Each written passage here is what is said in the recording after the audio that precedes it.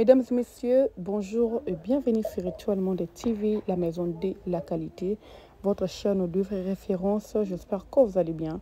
Moi, de ma part, ça va. Dieu fait grâce. Alors, si c'est votre première fois de tomber sur notre chaîne, sur notre vidéo, nous vous demandons très poliment de vous abonner pour d'activer la cloche de notification parce que vous savez que l'autre côté, à chaque fois que vous allez poster ma vidéo, il y a six cabines, vous aurez toujours à l'air. Alors, je vous laisse suivre cette vidéo. Donc comme Angola moko chroniqueuse na ni caméra ni na ke bitumba ni caméra nini faire hotelanga téléphone France aye nango Angola to ma Angola bo héritier il a tous les chroniqueurs et bien makasi ya Kinshasa ba ya Joka e ban ba Ken Piana e ba nani ngana sa kinga moko ya yanga 2017 na Angola to na benge bongo héritier benga faire wanga nanga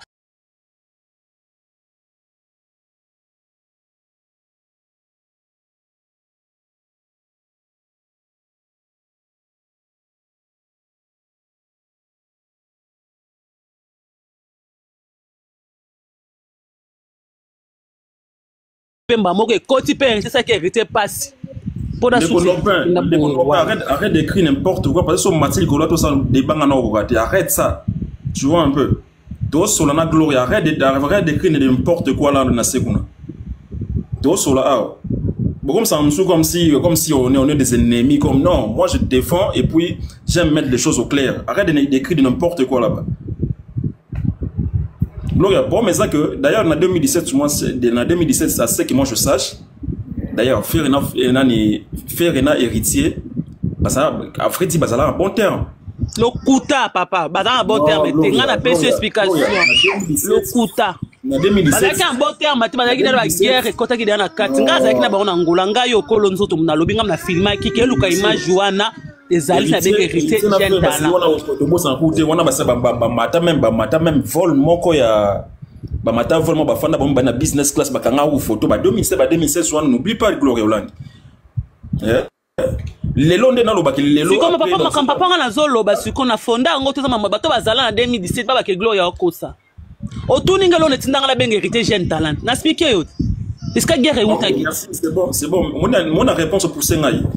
Donc ça dit, à vrai dire même, toi-même la personne qui avait traité d'héritier de jeunes talents, même Yomoko, le bon soit par sentiment ou peut-être pour le tes sentiments, tu n'as préféré na bête héritier ma ça y a nga kolimbi sanga ke mutonga na yebite pas le tidu babi ya za Angola kuna za soki muta MP soki muta MP la soki mampela siko mutonga na yebite boti na finga ye so ka salinga mabe na préféré mouton je préfère un démon que je connais que un ange je connais pas héritier na yebi to yebani to na betiye loko wana un jour to resola siko mutonga na monate to sekate bobi na ngo bete masasi na ngo bete masasi ninga na yebiete na ngo na balola minduki na film hotel hérité na benga émission ezali image eza na benga jeune talola na 4 étoiles faire lekio hérité patinda pe mutu na a répondre be émission eza yo mto bazaki a bon terme zonga na 2017 bato ba yebi internet baba ke na kosa zonga tonga na beti masasi batu pe ya faire batu pe hérité ba beta masasi.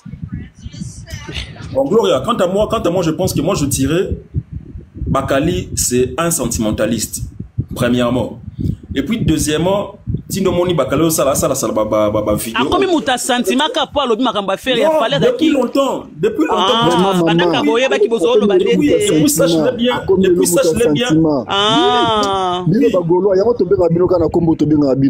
Et ça passe comme on a Golo Mokoya.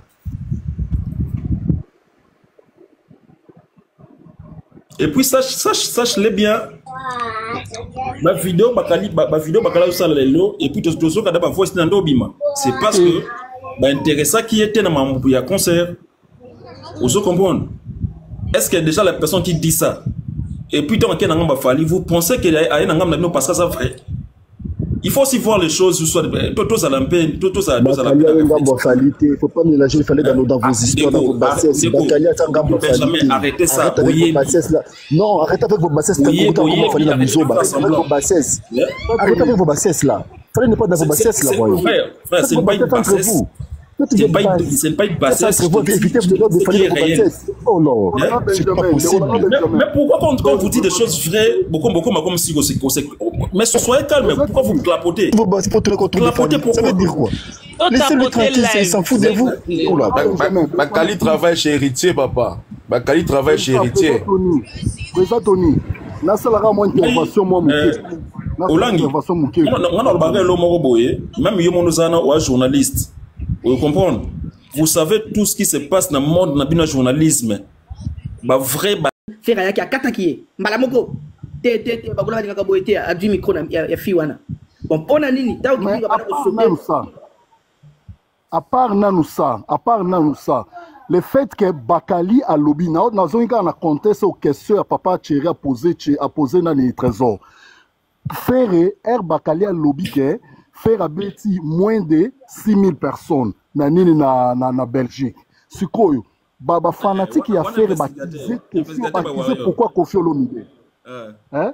Bakize mbala moko fallait ba finga Bakali faut pas bandaka ko finga Bakali ba fingi Bakali te ba obligé on est obligation ba obligé Kofi Olomide faut à suspendre Bakali ou bien à senga bolimbi Kofi Olomide tant que malin à sale loko wana eza exactement ndenge question ba poser pour na faire na pour na kindimbu ndenga za wana za mutu azalaka na faire eza ndenge mona Bakali le fait que faire sera bimaki na média obeta asalika ka mo intervention moko alobi kete makamutu o kindimbo alobaki na sengi bolimbisi ezali et à s'engager car na kindimbo mais tant que ngalo ça la montée pas on sait que micro deuxième tour à tous les fanatiques bolingi na son sakindingu bolingi na son sakindingu so ce que deuxième micro oui efika ngo papa tem do liango bana na Trésor, na lobi question ba poser yo, on comprend na ngote parce que si on comprend question na bien, on va répondre que kindimbu te fallait faire ndem ta sengele bolimbisi. Pourquoi? Pour na nini, omoni David Mombele era leki a lobi que a kizemba na moko faire tandis que mundibu nani kindimbu bande ko finga David Mombele. Afingi mama na ema kamunyoso Mombele monende basala mo mbala bango. Monende basala ki. Alobi que bien, alobi faire soki omemi kindimbu na poto. Fala abando finga ka kindimbu ma akize faire parce que biko qu'est-ce ça faire maloba kindimbu ça veut dire quoi ça concernait faire gola yango alobi faire soko memika kindimbu na poto ngala ko et la kisi nini azo akize faire siko David Mombela eko senga bolimbi ça sengi kindimbu ba sengi faire yango c'est ça simple asengi faire bolimbisi David Mombele ça veut dire quoi question va poser les alango simple il faut répondre car que le kola Bakali asengi alobi Bakali alobaki Ndoken yoka na biboy pour moni ba Gaulois en fait se fâchait tellement par rapport il y a dire il y a Mombele. C'est parce que Mombele avait inclus les noms de Ferré dans l'avertissement pour aller contre Kindingu. Je pense qu'on est d'accord. Oui, Ferré n'a pas d'accord. Ouais. Ferré, écoutez s'il te plaît. Écoute-moi s'il te plaît. 0 minute, 1 minute, kaka. Suko David Nani, Bakali. Bakali a fingi Ferré, a lobby makamba concert à Ferré.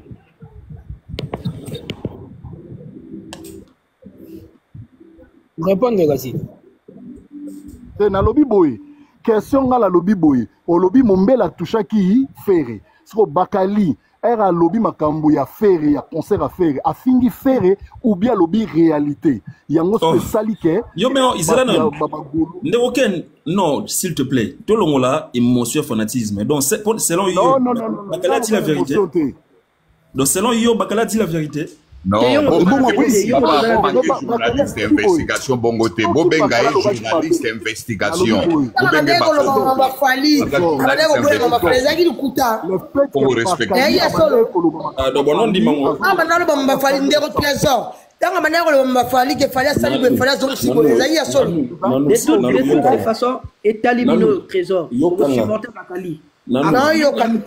Est-ce que Bakali, c'est un grand journaliste d'investigation, donc ne vous en faites pas. Bakali a fait l'investigation. Donc, c'est pour Bakali. Papa Thierry, franchement, Papa Thierry, funa kuta no boy. Sérieux.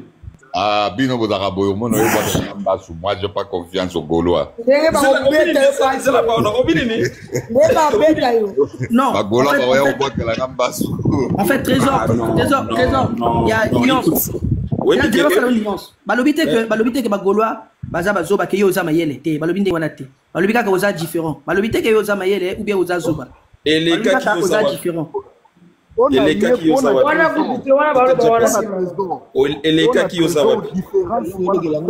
amoni bakolo bakomaka zoba bango moko pona haine omoni Gaulois bagolo mayele basali mais bagolo bakomaka bazoba pona haine yango eloko nalobaka fanatique ya fiere eza na bato mayele na bato mosusu azane mayele nani komi zoba ayebi ke 1 plus 1 égale 2 mayebi otuni 1 plus 1 ayebi so abeza 5 nini solo bango outa koyebisa biso akefale aza numéro 1 mais na forme mosusu mais olingi nde koaccepte yango na libanda te parce que oyebi ke bandeko na yo misusu bakocomprendre peut-être sans olobeli te bakoya kobambo mabanga. C'est normal, on vous comprend, vous avez l'intention quand même de dire des choses, mais ce n'est pas facile avec le choix que vous avez fait. Donc on vous comprend au moins.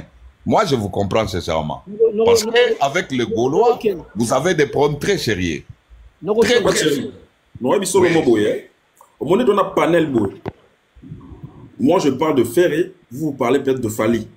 Moi, je parle de Fali. Non, moi, je parle de Bakali, pas de Fali. Fali, loin de là. Je parle de Bakali. Non. Du côté de ton nom, en fait... Du côté de ton nom, c'est hypocrite, non? C'est hypocrite, s'il te plaît, non, à ce moment ici, je fais partie des journalistes d'investigation. Je suis là pour soutenir notre journaliste d'investigation. Oui, en fait, côté on a charisme, en fait, quand Ozo, mais quand un peu au fignola,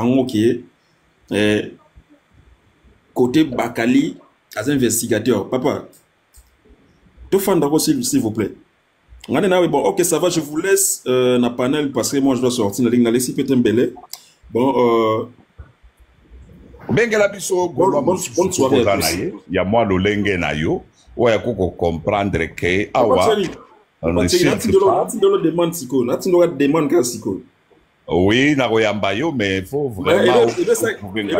Parce que Obi qui tu ne fais pas confiance aux Gaulois. Mais dans quel sens? Ok, dans le sens que les Gaulois en général, n'a un problème na bango, il y a bango moko batute. Mais attitude yo bango ba acceptaka comme Gaulois, nde bangi sakangai parce que ces gens-là, comme quelle attitude? Voilà, il y a l'attitude, il y a facilité, il y a un langage facile, il y a un insulte, il y a des parents, il y a Bana, tout ça, des histoires comme ça. Mais ce n'est pas tous les Gaulois. Parce que moi, j'ai des amis Gaulois que je respecte mieux. Et Bazana Bango pe bayebi qu'on discute au moins peut-être tant aux abats libres na ba moment na biso. Donc ne vous en faites pas ça, c'était juste caca pic. Mais moi, j'aimerais bien vous dire une chose. S'il vous plaît. Les Gaulois. Nous ne sommes pas ennemis à Gaulois. Biso toza ennemis à Yanani, ya vie na biso, tout ça, il y a ça pendant ennemi na biso.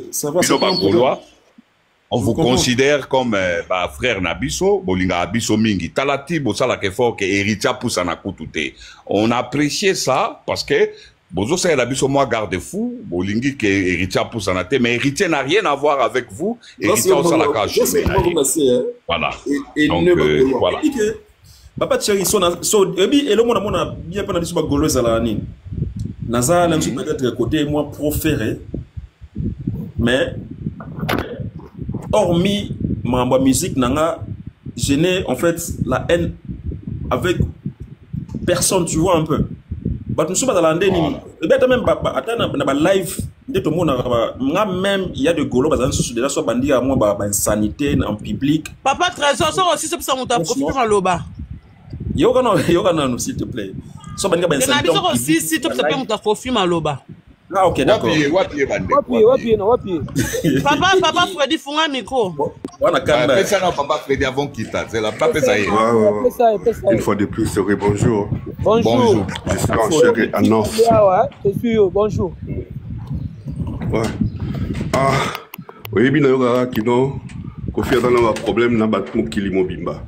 C'est-à-dire Congo Mobimba, quoi. Je veux vraiment à Congo parce que chanteur, au Afrique Mobimba, et bien, c'est belé Afrique Bali.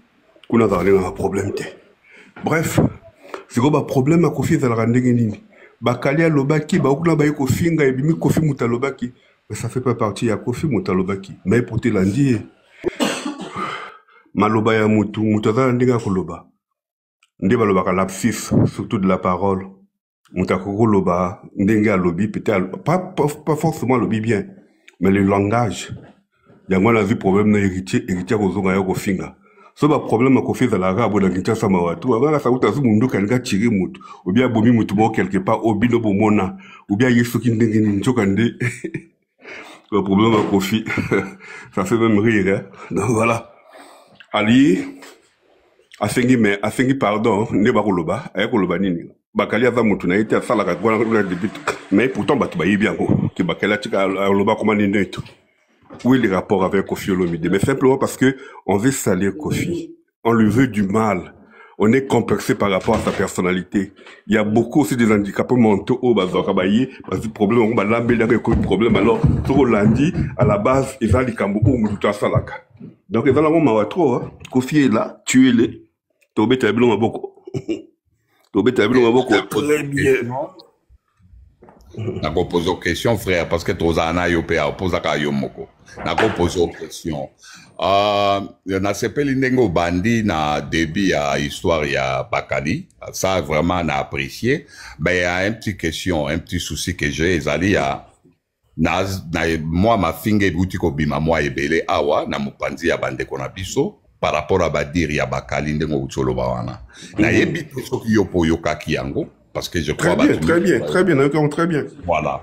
Et yo étant que Kofi Field, ressenti na yo ezani. Merci. Moi-même, si j'étais Kofi, j'allais pas me présenter, c'est-à-dire dans l'Obalikamo. Parce que nous avons beaucoup besoin conscient que ça vient pas de Kofi. Alors l'Obaronte par rapport à Kofi, baza conscient. Mais comme Bangbala tu sais ma bi, comme bazi mouta faible, comme bazi qu'est-ce qu'on a petit concert, batola mo bondo mouté koyayi, donc batomusu bakoyate. C'est pour cela il y a tout ça. Et là, juste quelqu'un, c'est comme celui qui ne veut plus de son chien. Babinga alobaka azana maladie rache. Voilà tangakala. Donc c'est ça quoi. Kofi va juste muto baladi sama bébélé. On juge sa parole. Parfois ninga lobby, parfois le belé en bon côté. Voilà, avant muto mabela kacha Kinshasa. Kofi a violé Nakacha Kinshasa. Alors que Kinshasa aujourd'hui, je crois que s'il y a un plus grand commerce, c'est un commerce, c'est la prostitution. Alors que lui, il est millionnaire, dans la bloc, on a et tout, a violé Kuna, mais c'est quand même, ouais. Ngana lukakana mona makambu ya solo, ya vrai. Ngana mona langate. Ngana ka balobaki, yimoko lobali ka moko boyi, et sali boyi, ava mutema mabe, côté mutema mabe, on n'a jamais vu ça, kaka batu balobaka. Mais comme Kabala Tsaye, Bala Tsaye m'a chapeau ma bille depuis Kala. Donc il va bongo pour tous les Congolais. Mon frère de Londres, oui. Kofi Olomide, il a sacrifié Bakali. Ça, c'est première question. Pourquoi Kofi Olomide, il a sacrifié Bakali? Il a... Pourquoi Kofi Olomide a sacrifié Bakali? Kofi n'a pas du tout sacrifié Bakali. Bakali ne fait pas partie des Kofi depuis un moment donné. Bakali ne joue plus son rôle. C'est-à-dire, Bakali, à Salaka, n'a quartier la tente, il fallait lober la quartier la tente, à lober la on peut souvent monter, à comment naïe neutre, mais à comment on va position naïe. Là, il n'y a pas sacrifice. Il y a juste un fait qui est réel. Ouais. Mais Bakali, il est toujours, Azakara Moine et roi. Pourquoi? Bakali a très souvent la roi. Bakali a très souvent la roi. Non. Nous ne sommes pas d'accord. Problème, tout et tout. On n'est pas d'accord avec ça. Au moment où les problèmes sont Kofi Olomide a s'abaissé à un niveau. Pourquoi? Parce que Kofi Olomide a un malin. Non, ce mot-là n'est pas approprié de Kodanga. Tu sauras me définir les mots malins, qu'est-ce que ça veut dire? Kofi Olomide, mon frère est là. Ce qui est Kofi Olomide, il y a Jean-Marie Kassanda. aza plus malin que lui te. Kofi Olomide. Oh, Ezak Ngala Lobiango na Moloko, Yobisinga na définir en gros. Kofi Olomide lui-même, il a dit à Jean-Marie Kassanda. Osa plus malin que moi. Là, entre amitié, il y a une façon beaucoup de cannabis, ça l'appelle bager, ça bager des mots. Mais quand ça vient de toi, c'est pas approprié. Tu n'es pas plus malin que lui, c'est clair. Olobi entre amitié, hein? Ton parce que Zaki entre des gens qui se connaissent. Quelqu'un de malin, c'est quelqu'un de rusé. Voilà la définition, c'est simple. Et rusé, ça veut dire quoi? Ah, la mission qui est devenue ma malente. Ah, n'a pas traditionnel. Mais vas-y. Attends. De London. Attends. Oui.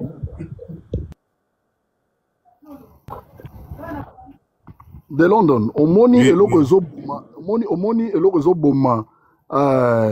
Kofi Olomide ezani. Kofi Olomide a divisé pour mieux régner. Pourquoi? Pas du tout vrai. Kofi Olomide. Non. C'est pas vrai. Ezaba idée na bino.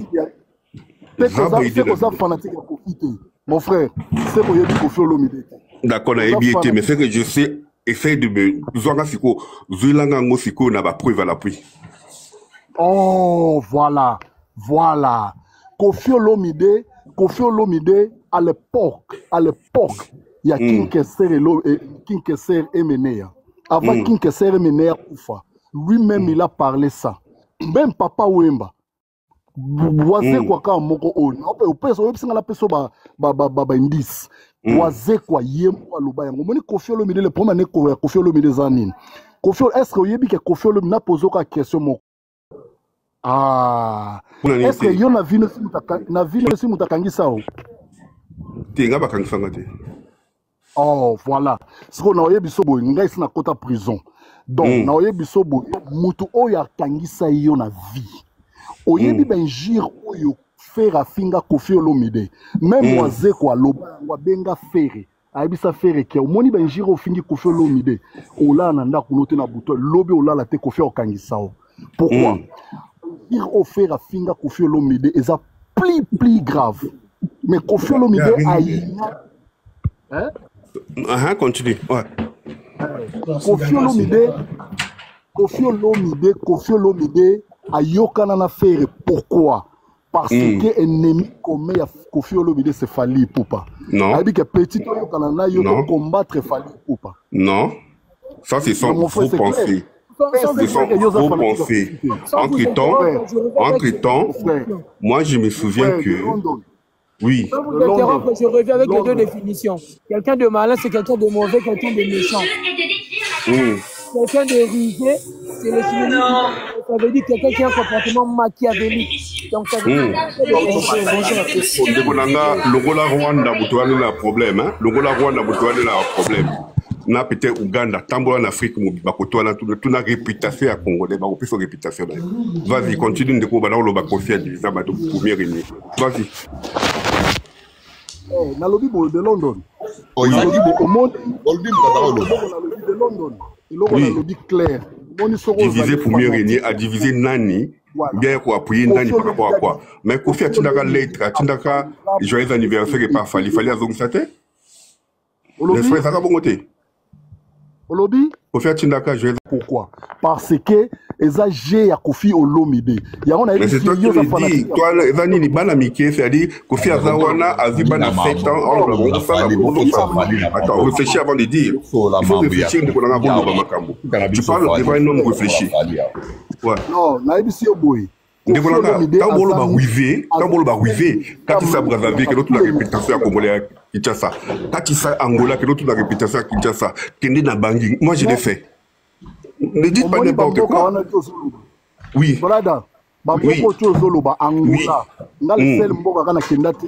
Congo Brazzaville, Angola, Afrique, même aux États-Unis, les deux Congos.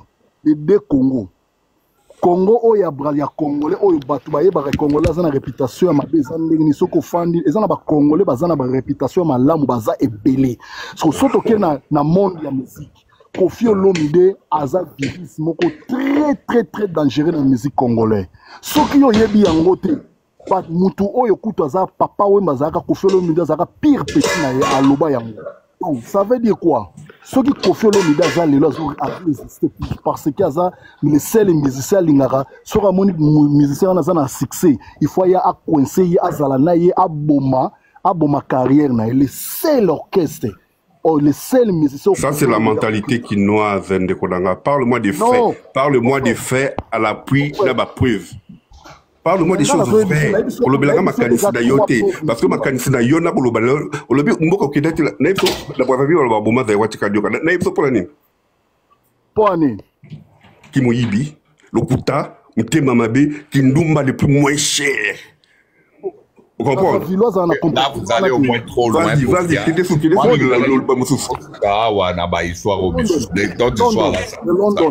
vas-y, je suis là pour vous. Moi, j'aimerais bien qu'on soit expliqué sur ma situation et les Kassiko Yé étant que fanatique à confirmer parce qu'il n'est pas le représentant. Oui. Il est fanatique seulement comme Bissonios. Donc, lui, il peut nous donner seulement ressenti par rapport à la situation aux les Kassiko je vais les donner proprement, je suis là, je vais les donner. Voilà. Kofi, Afali Nini Fikoyo. Nani. Est-ce que je peux parler? Bakali, à l'obi likamumoko oye il fallait pas loba, à l'obi on pas bagoloa, batubayeli Kofi Olomide. Mais pendant ce temps, tout a dit que depuis un certain moment, à comment Kolobi ane batumusus, à Tikala Susumu, Kolobi l'a vraiment profité, il n'est plus proche comme avant. Baye Kofi nga Kofi. Balobi ne aloba soki ya le kasoka sala ni la petit so basala kimo. Parce que coïncidence, Abima qui n'a pas naye, bakuta naye, batuni question, il a répondu.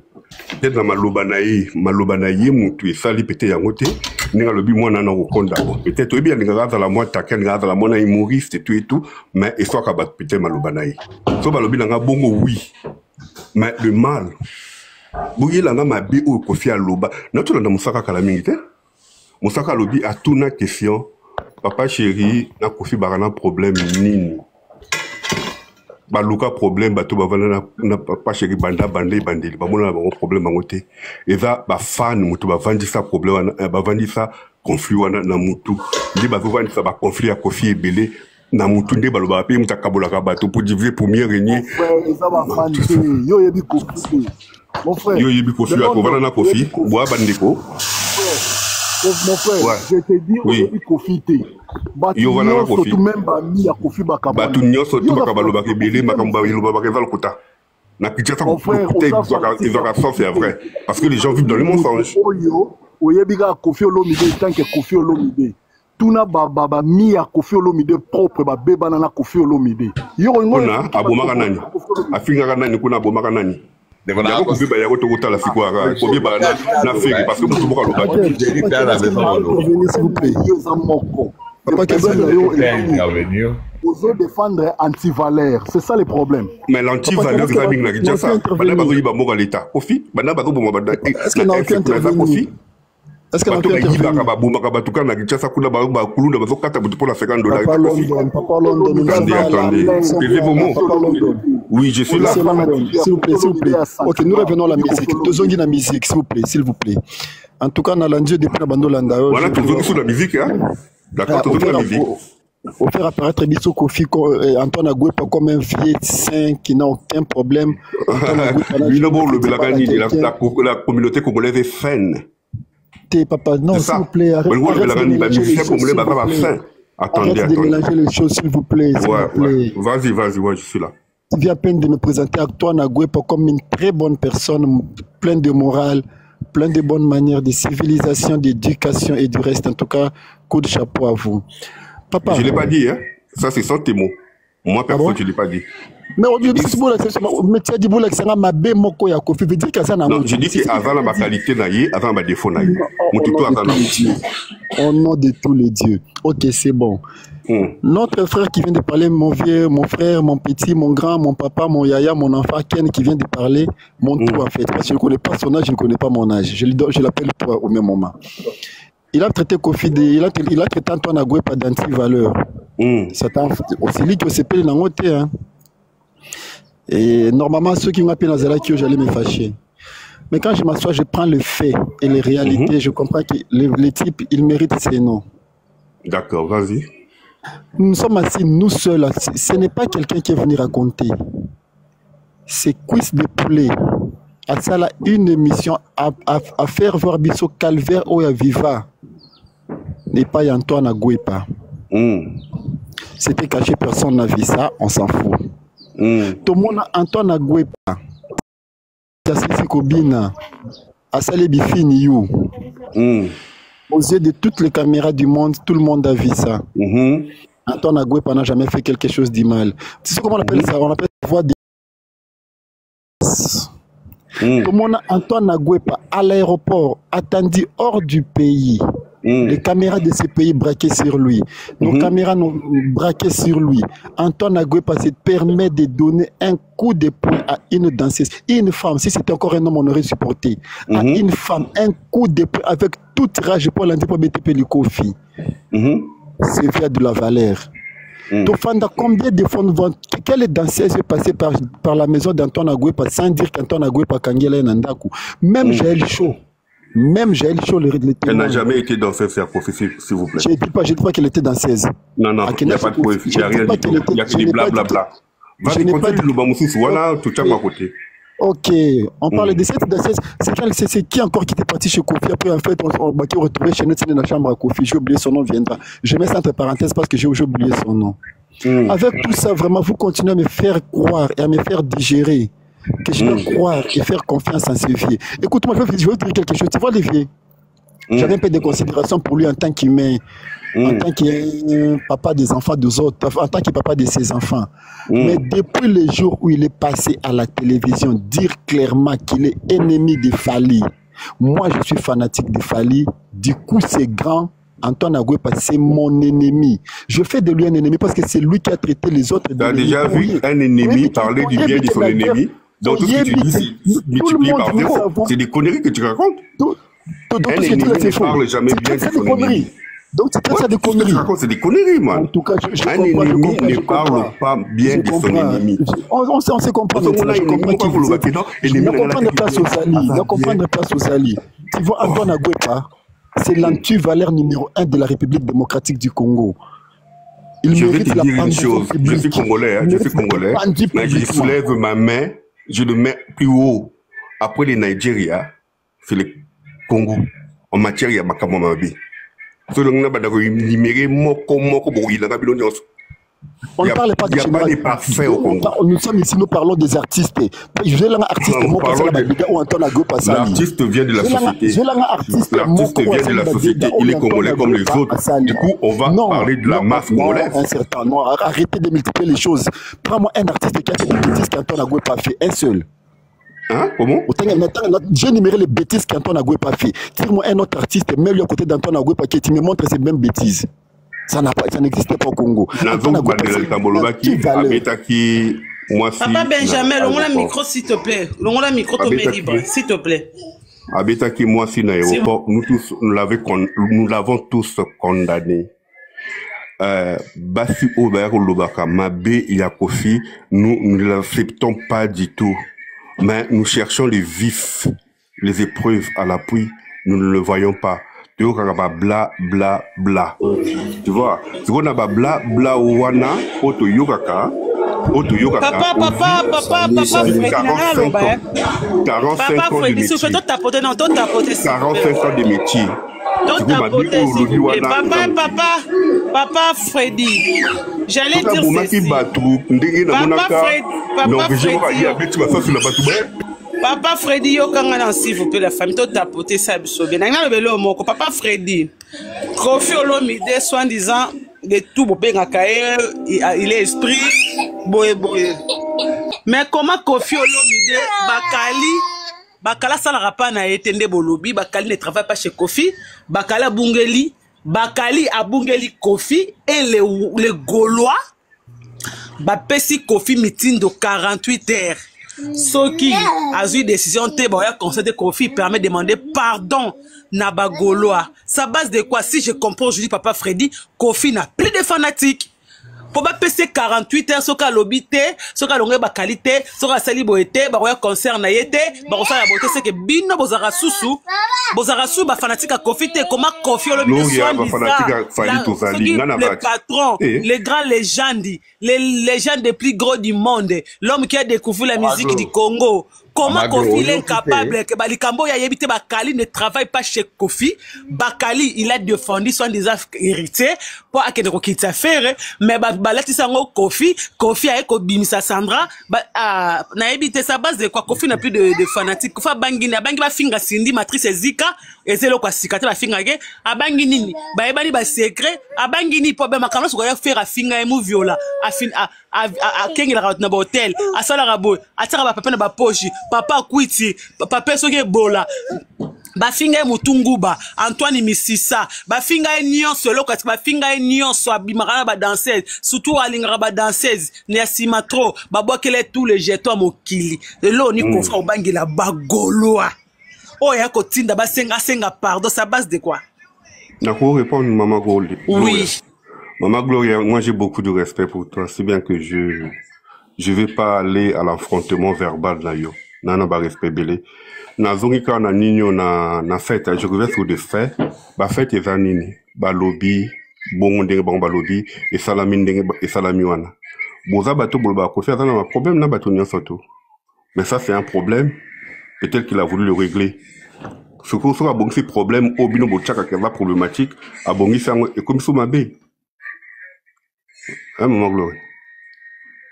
Maman Gloria, ngana okende na... Tengana tuni, pona senga pardon, je dois me reprocher de quelque chose. Pona senga mutu pardon, c'est que Kofi Batinde Bakali. Pona senga pardon, c'est que Batinde ki Bakali. Pour senga pardon, la likamo mutasala rapana, oteza Sandra, oteza Angelo Central, te demander pardon, c'est par rapport à quoi? Par rapport que bon ça en piaka, et là qu'on est ce qu'on est zo. Et là, on a des autres qui sont vraiment, ils ont souvent mutu veramba, sengi mutu pardon, veramba alobara toujours, il est intelligent, il est comme ça. Demander pardon, babaramuta senga pardon, et l'oka yebi. So sengi mutu pardon, c'est du cambo salaki. Si quoi c'est le loroté, a sengi bakali pardon, ta sengi ami sengi emo pardon. Olangi concert motezani, il faut qu'on souligne. Tes concerts ça comme na Orléans. Maman Gloria, je le dis et je répète encore, j'ai beaucoup de respect pour toi. Je ne vais pas l'échange verbal, mais au moins, problème est allé, qu'il y a eu un problème, télévision, tu vois, peut-être pour étouffer les problèmes, aïe, babimi, au moins, ni nos réactions, saliwana.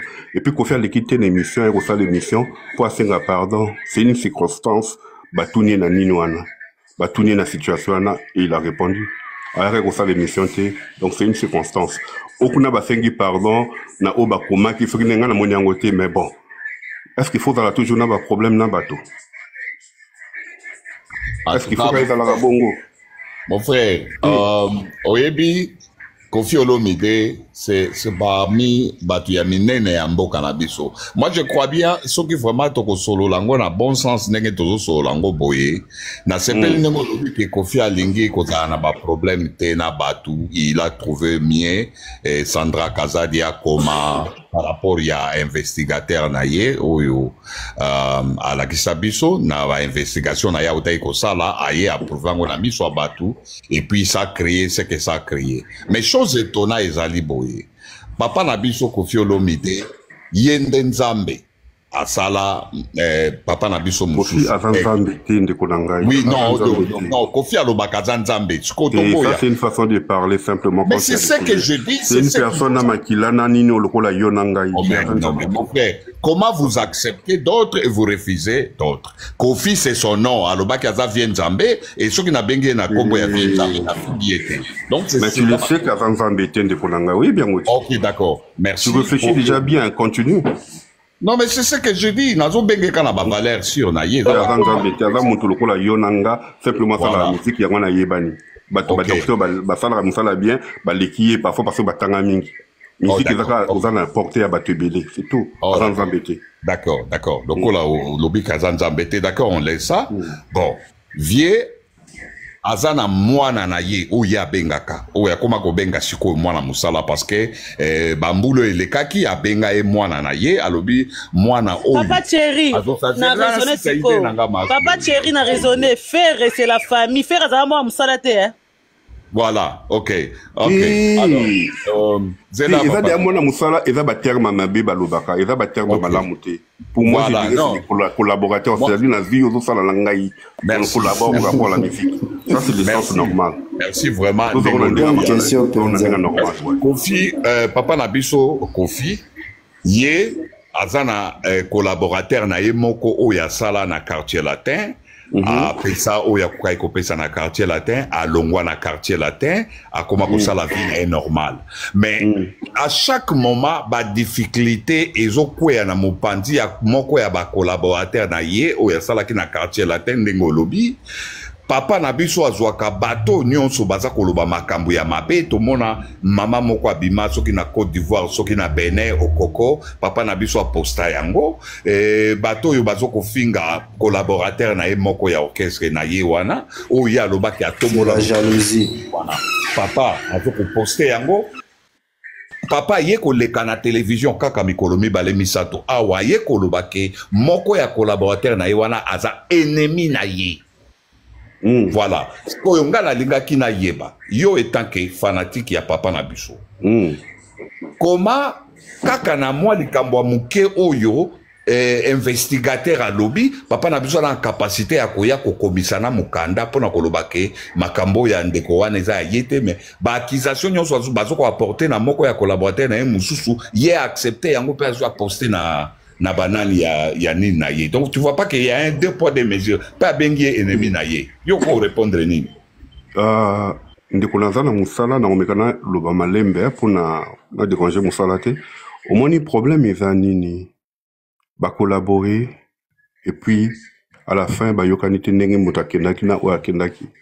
Je peux te dire, je te rassure que biso na bo moto ya moto eza na moto moni lelo Olelenga inga ya longa busasa la bwetu et tout. Il y a ce qu'on appelle antipathie. Et pour ça, on a quand monté mais naturel. Il va monter au moni lelo, au sepelika abo sululaka, bozalaka tout et tout. Babenga ngo la sympathie naturelle. Ko linga mutu na ko yina mutu ya naturel et na kati motema ya mutu. C'est que bateau yo toi na sympathie ya motema, c'est ce qui deviennent des âmes sœurs, n'est-ce pas? Je peux te rassurer que Kofi alinga ki ubeti lelo alinga collaborateur no nozoloba collaborateur na ye jusqu'aujourd'hui moi je suis conscient je dirais ça dit ce qui aussi makanisi belo mon collaborateur na ye on appelle alinga kai parce que ce alinga kai te alinga ka bima mais bon tapote na ndenga mabete papa Freddy et Sopi Verambo na kangi yango na bimise so moni Verambo vraiment ko et Sopi le roi li papa toilette ya babola. Et Sophie Verambo, on a que bon tapoter vraiment bon mais la Verambo sango bo ke sa Verambo a bloqué les sous fois 50 fois déjà bloquant na nenga na obenga pe Sandra la banes casa de Sophie Bino et Béa Lolendo ko fa na plus de 100 millions de chansons fait écrit sans compter ba nzembo video à Congo ba kuku ba spaghetti ba nyonso ba sans verse Verambo ake ko sa rabaisser na muto a finga ye. Oh ya finga ye akengela ka Veramba koma mukengili lokwa ba papa biso ba jeune garçon a quartier bazoti aso ba miroir na se bata ba couleur ba caleçon Veramba ba pese combo ke hôtel à Veramba tout là parce que akengela ka batu na ba chambre ba passer rapport sur ça film à batu et ça no loko mo faut faire ça lango prison ke pas conseiller Veramba akengela ka batu aye ça que Veramba bomba ba caleçon a basse na ba poche Verambo papa Kouiti aujourd'hui Verambo il permet na likambo boba ke bakali sala rapa na binote et bakali l'a confirmé il travaille pas chez Kofi Olomide et vous les Gaulois ba yo sengi sa papa mon kolo ya 69 ans bientôt là ko 70 ans na JA ba yo sengi c'est pardon bazo sengi ça y est pardon pas sengi par ba pese 48 heures Kofi a accepté 48 heures ce qui Kofi za moto alinga pour peut papa Freddy yebise Josa non Kofi te abongisa na Josa pour que matanga Josa parce que matanga mingi Verambo daki absent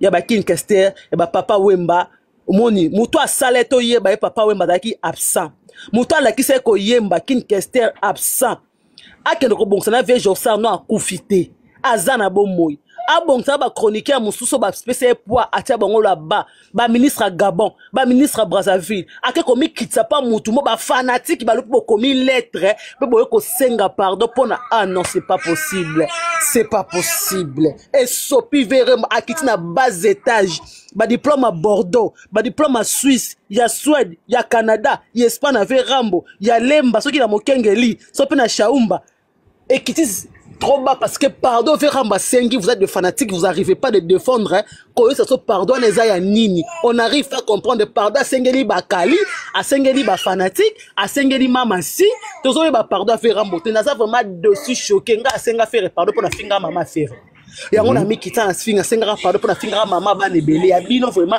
Veramba et sopi le quoi caleçon mutadi bomba na balabala na kangimi. Ah d'accord. Maman Olangi, moi, comme je le disais, que j'ai beaucoup de respect pour toi. Donc, il y a une confrontation. Les gens qui ont respect, les gens qui ont fait Olinga Kayebi, c'est vérité que Sopi. Pour y que prochainement, on dit ma pardon, celui qui s'excuse s'accuse de l'Ikambo à Yebi. Moutoumousou a sali ma bé. Veramba Sengano, bah, pardon. Veramba Touna, non, vraiment, quand on voit ça, nous, ma bé quoi. Veramba eman se batuna nsemba falino oyembia aloba miesta mota boma pa nebika nazanga papa nazanga mama nazanga papa aloba miesta pasolana fali asenga pardon te mbala moko ka oyo mutu kuta finga yo aselo émission sala émission ekota na Tresimbonga Tresa émission azote ba $5,000 na émission wana ngala sala émission na fait popo lipo sala ka 100 na jour mona zo na 1500 suko émission wana écoute, ça rembongo mise en jour chaque année, mission des rembongo chaque jour. Mais Veramba aujourd'hui, il permet de demander si n'habite à Sengi ba golo, abanye ma finga ni ba finga mutunguba. Oye bien ngote papa chéri. Ouais, ouais, bien très bien. Papa Freddy ba finga kofi mutunguba. Ba finga ye Antoine Musissa, ba finga ye moto sida, toza bana miketo bika kofa da ramta sida. Toza bana miketo bika kofa kendaka Mali. Akomi na Mali okadi solo kuta pasi. Akomi na Mali, azaye kobela ba bouton. Azo mana moi simo be moi soki moi sanganga. O toyoka je confirme pesa ba rimen, toza bana mike. Soki na Benin, azo mana moi sanganga. Moi sanganga na ibe ba bijou nganga nyonso wana nganga bi mutazubulo na nga okufa. Moi sanga akufa tikala Verambo. Yo ba bokele so jeto pa kuve boziba waraba ibibiloko ya ba tutoyoka bongo. Ba kena Verambo Benin, ba bisi Verambo o neza bo fo pesa soki nina ngwana to kama kamtoyokana Verambo sengela ngo pardote. O Verambo zakana sida, Verambo zakabo, Verambo bombo ya kufa na sida. Toza bana mike tokomi mikolo, Verambo senga pardonte. Lelo Verambo yo senga ba fanatique ya faire pardon na faire pardon. Ah Verambo sila. Verambo sila. Je confirme aujourd'hui Verambo vraiment ko akoma na el tabaya lopango matiti. Je confirme, je suis désolé pour na Kofi.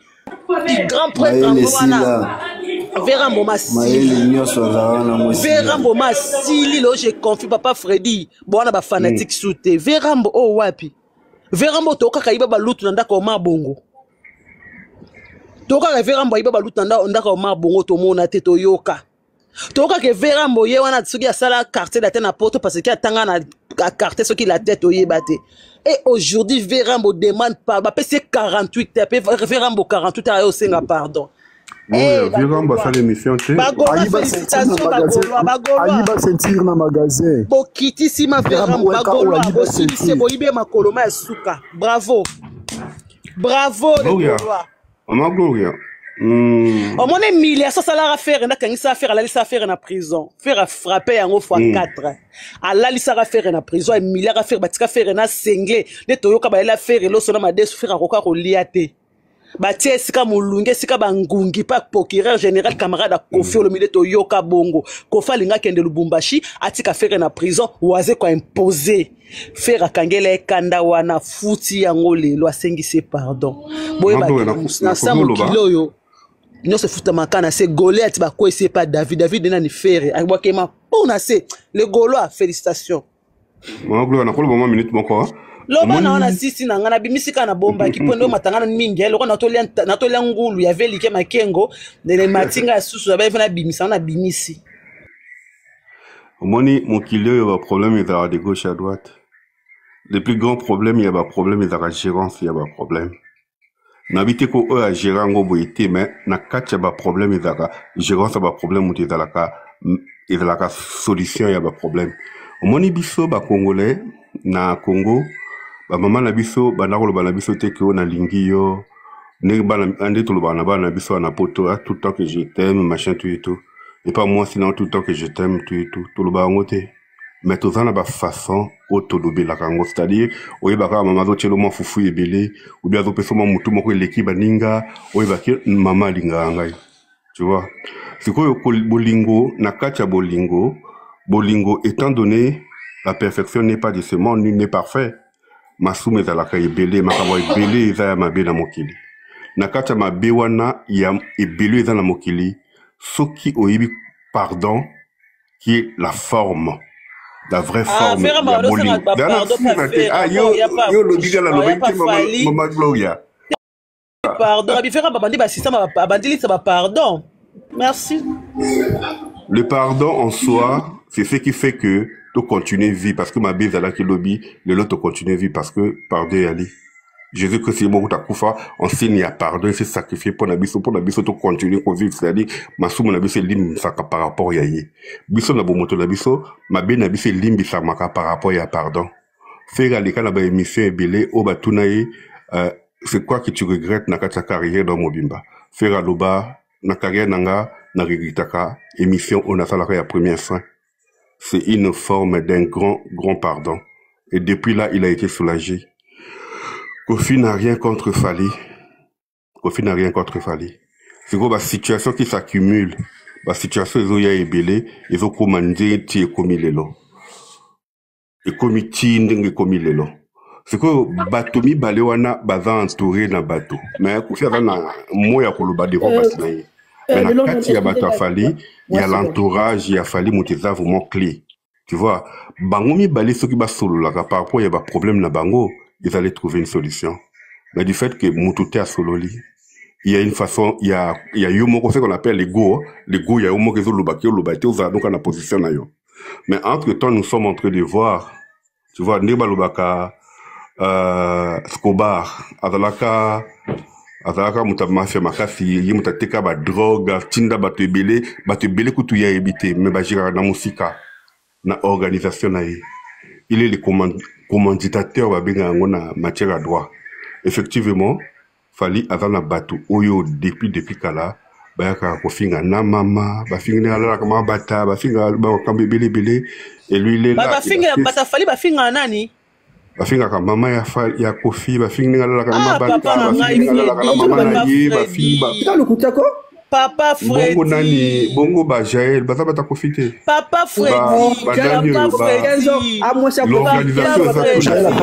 c'est pas gentil. Jaël Azalikangu ya Kofi. Jaël Azalikangu ya Kofi. Jaël ne soki azalaka likango ya Kofi. Kwa bana kofinga ba makango to azalaka na bango. Mais différent kabimaka, Kofi alobaki ko na nani ay kofinga. Et ça personnel, j'ai un coup fait personnel à Fali. Et ça personnalité, il n'a rien à voir avec Kofi, rien à voir. Bakali a solo Bakali a solo ba capture oyebi kende kolanga bato to balobaka na nsima wana ezosala ke situation ezala lelo boye ndenge toza nango et pour nous nous considérons que il est le commanditateur Kofi ayembela Jaël Nzembo. Non, non.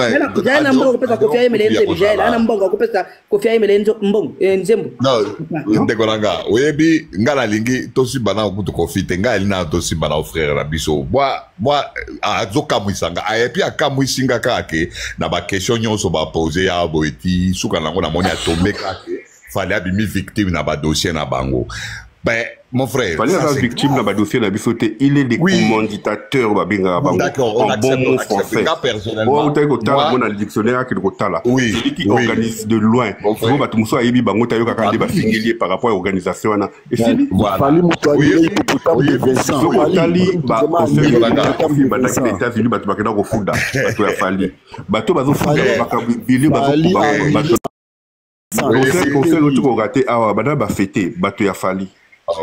Mais yango na zoloba heureusement que au fandaki au se réservaki mais jusqu'alors si kondo eko prouver bise de quoi osa capable ngala s'appelle no makasi na s'appelle no makasi parce que via za clean via za na problème te via za ka victime ya batu ya fali ça c'est bon mais via za clinique non c'est ce que tu veux nous dire aussi parce que j'ai pas dit mais c'est ce que vous voulez dire na ba défaut na yé aza pe na ba qualité non au moins une manipulation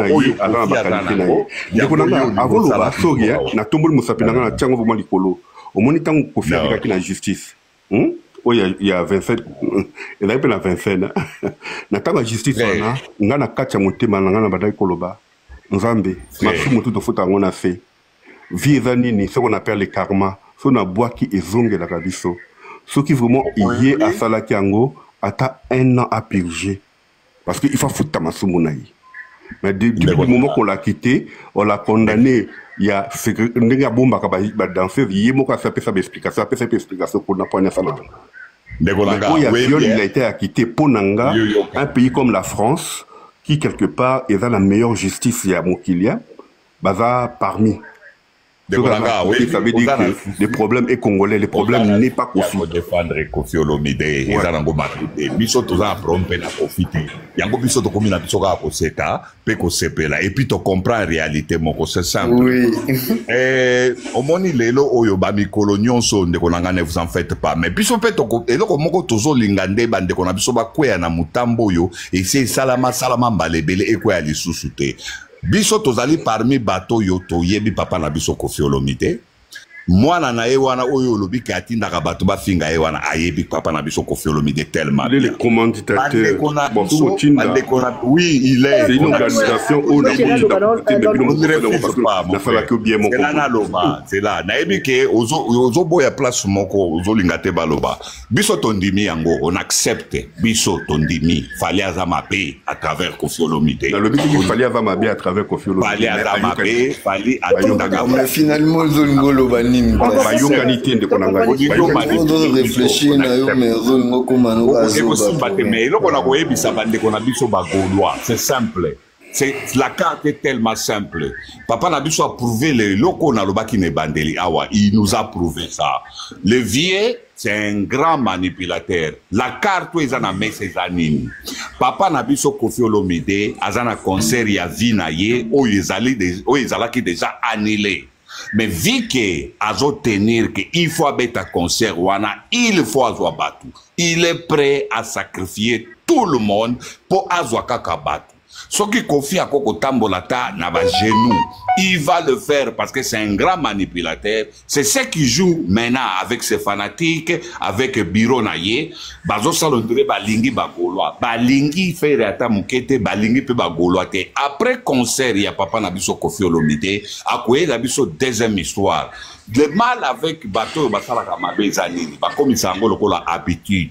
Muto asalaka déjà babiloko mo bwakanisa ke azana facilité ya kokosaka batu bazoko maka bazo ba chaque jour. Non, même les Gaulois savent bien que Kofi est tellement risé parce que awa soko tali même esquizo mama Gloria oyo tozo mona on dirait Kofi s'est esquisé pas ba Gaulois. Non, Kofi a sali yango pona ko bonne de la ferreté. Non, Kofi a sali yango parce que à tout prix il doit manipuler les gens de fer pour na bénéfice na ye. C'est ça la carte. En tout cas, Nalingaka Bandekoto comprendre loko wana. Role zawana, Kofi s'en fout à taba fingie, il s'en fout à taba fingi sindi. Son problème est ali que akoluka héritier, baya ko tombokela e awa, akoluka biso batu afali, to ya to tombokela e awa, batu ya fere, baya babanda kokote la e awa, à la fin des comptes, batu afere, bakoma lokola batu na e. Ce qu'on appelle l'incitation à la haine par Ambozo Sala. C'est ça le plan. Bitumba oyo ikomi bitumba ya mayele, ce n'est pas bitumba lisusu ya batu ya loyenge, c'est juste cerveau faut fonctionner. Kofi il veut maintenant manipuler batu ya L'incitation à la haine, il ne veut pas manipuler. Kofi a toujours été sincère. Mais papa Thierry, bonjour à tous. La cerveau wana. Merci. Papa Thierry, on a remarqué un truc. Bah, comment on a même système. Merci beaucoup. Zela ya dit Kazela. D'accord, Kokolo Basiko. Allô, bonjour, mais noir, bonjour bébé. Loba ya loba makasi selon le kuta to tapoter ça biso bien. On a moi audit non nazo kama. Toyo kayo mais so te medi be kuto ko lo ngapoto ko bien. Ok, bon, sincèrement, vous allez me laisser parler, s'il vous plaît, pour intervenir trop rapidement. Je vais dire où est Moutanamote Mananga. Moi, j'ai été le plus grand fan de Kofi Olomide. Banda 88 jusqu'en 2006. Et vous savez pourquoi je dis 2006? Il y a une raison. Je veux vous le dire clairement et honnêtement. Nakacha motema Kofi, nakacha bongo Kofi, elle est le côté. C'est comme si il y a un démon à Vandawana. Oyo akaisuna motema te, oyo makilane etamola loko ya baninga te. C'est-à-dire il a un esprit, un cerveau naïf, je sais pas, et réfléchir qu'un peu contre sens, il y a bon sens au biso to ebi ya mokili. Kofi, pour moi, il n'est plus un humain. Je vais m'expliquer. Au un moment donné, je me suis dit, que reproche Kofi à Fally Ipupa? D'autant plus que Fally a... La réponse est là. Un loyau service. La réponse est là. S'il vous plaît, je finis rapidement.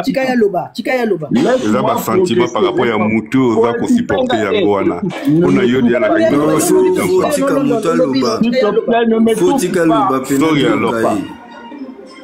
laisse-moi parler. Tu vas intervenir, tu n'as qu'à prendre ton stylo et mentionner tout ce que je suis en train de dire et tu interviendras. Poste Makamongana au logo. Qu'est-ce qu'il reproche à Fally? D'autant plus que Fally a apporté un loyal service pendant plusieurs années. Il a porté haut les couleurs du quartier latin à un moment difficile, alors que le quartier latin était un orchestre autoébaki. Loire, droit de veto. Vraiment, c'était un orchestre. Papa dit que c'est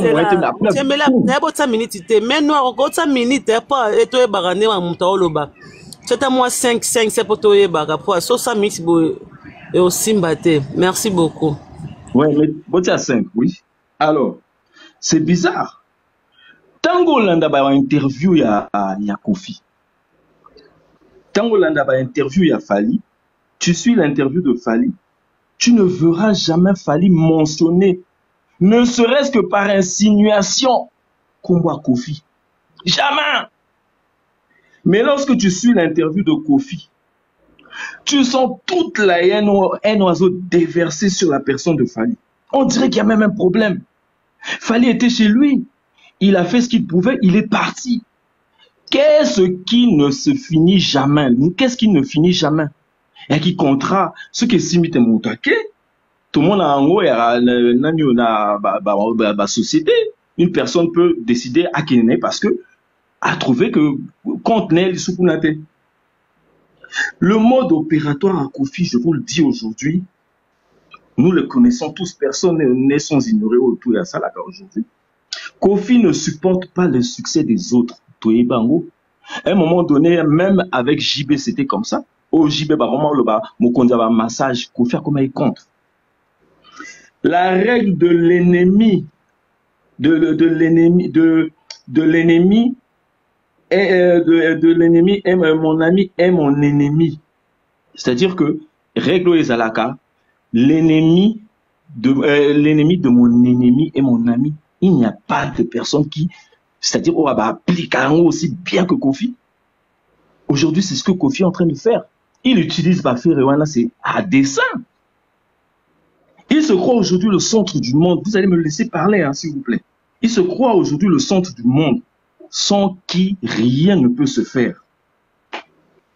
Kofi Azot Dorloté, Bozomona Kalamine, je reviens sur Oyo, Papa Labiso Tira Lobby. Kofi Azot Dorloté, relation à Yena Ferré. Vous pensez que c'est parce que il a besoin des fans de Ferré? Non, c'est même pas ça. Il le fait parce qu'il se dit que il couplait à Yena Ferré. Il faut voir ça là pour nuire à Fally, pour passer tout. Kofi aujourd'hui, il est capable de pacter avec le diable pour voir chuter Fally.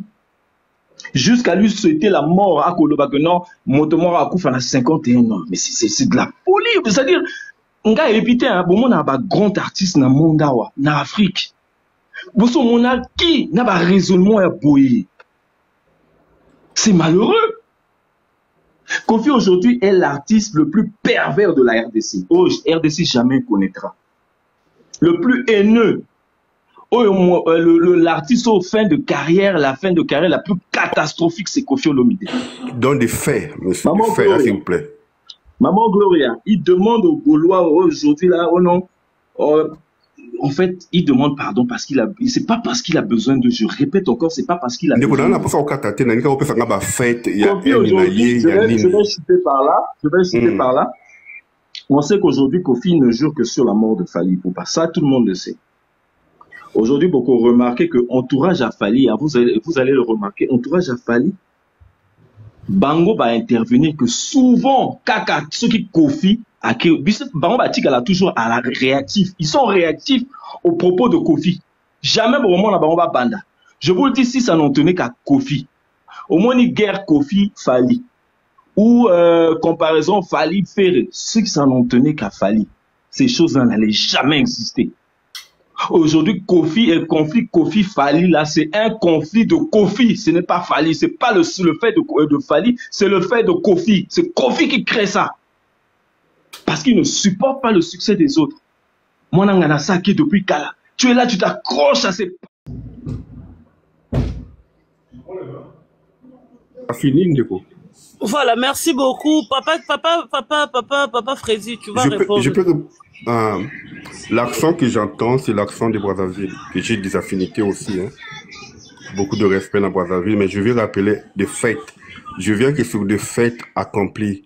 Makambo Oye Salamaki.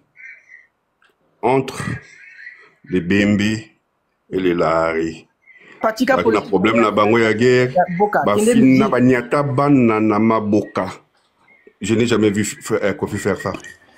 Attends, faut pas dire des choses que tu ne s'il vous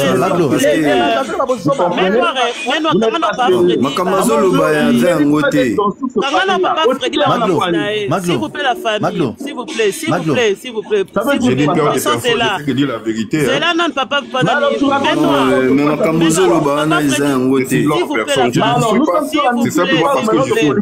s'il vous plaît, Bozela, la famille, s'il vous plaît. Papa Freddy, moi j'ai une grande famille à Brazzaville. Nga maman nga riska nga botanga na Brazza na beach ngobila. Tu vois un peu? Soka kati sorte na botama na Brazza, nga mané à Brazzaville wapi na beach. J'ai une grande famille, moi, j'ai une grande famille. Tout n'ambotalika soye biso na ribomin taba 54. Nga, j'ai une famille, je grandis à Bomin Taba.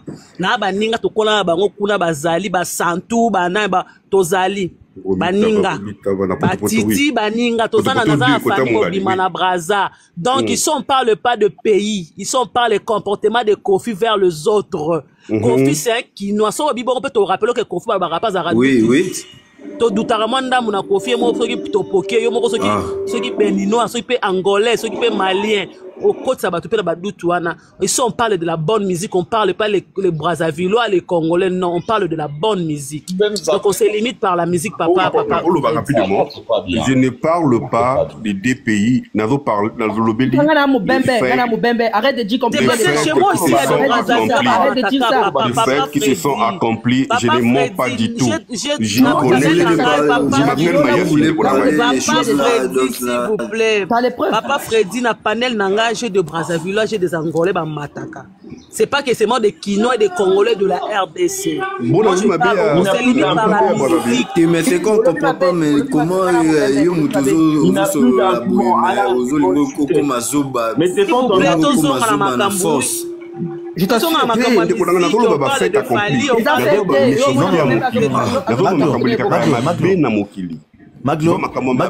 Papa Freddy, s'il te plaît. Papa Freddy. Maglo, s'il te plaît, le roi a pose dans mon salon, répondre non, Papa Freddy, naïlo, mon a sengi, batumchou, pena panel, s'il te plaît, ce roi accordé, dans un nation, on aura 2 minutes, soit 3 minutes. Papa Freddy, merci d'abord, Maglo, nané, batnios, bana panel, bo accordé, pour l'intervention. Papa Freddy. Ouais, je suis là, tu sais que le karma existe. Sérieusement, oui. J'en ai même parlé avant qu'au Dieu l'Obilango. Merci. Revenons en clairement, arrière. c'est le retour de tout ce que tu as fait sur toi. Merci. Revenons en arrière. Ok. L'histoire de la musique congolaise, on sait. Malgré Thomas extérieur, Amboka, Tozana, Bakina, Tosé, ton or côté la milieu musique ane Gloria, Bablo Moussouat, Alouata Loba. Gloria connaît la milieu musique bien. Qui ne sait pas Kofi Marampo a sala envers artistes et musiciens.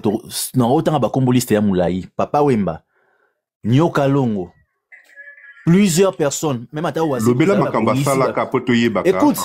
Écoute d'abord, écoute. Toala, Naro rappelé Bablo rebelle, histoire rebelle, on a vu des interviews, on a vu Papa Wemba Aloba, jusqu'au point que maman Amazon Baboya aya na matin à Papa Wemba parce que Wemba et comment la dernière minute Wemba c'est qu'il a fait à Wemba et ça qui va grave. Nicolo écoute d'abord. Naro relaté ba fait musu te la musique Congo. Tu quand on a s'il te plaît au Katanga na 5 vraiment s'il te plaît. D'accord. Des deux. Donc le mot qui a soulevé qui a sur ba peso ba fait à en à Kofi. Ba fait hein, au sein qui en nom ba fait à en à Kofi. Non tant on ba fait à Kalaté hein. Pour les nombreux no dans la tanga. Non tant on a ebi on a capta. Ba fait à en. Tu connais depuis la carrière à Fali. Kofi a bana combattre Fali, tout le monde a ba intervention, ba émission et tout ba interview na au sentir que attends ba pic na yam sou ba combat na envers Fali. Mais moi na batou a répondre la été.